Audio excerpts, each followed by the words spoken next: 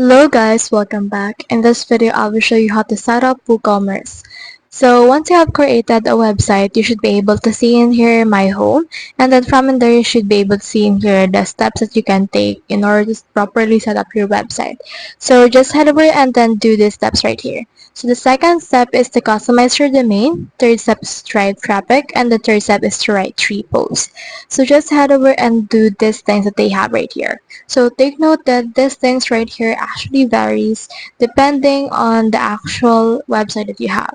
So this website right here is a blog website, and if you have a store, it actually has a lot more steps in order to properly use this.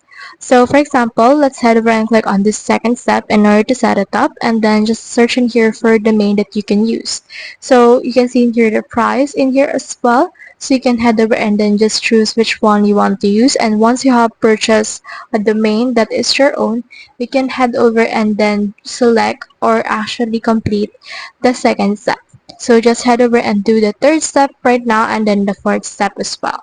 So that's the whole process. If you have any questions, comment them down below. We'll try our best to answer. Thanks.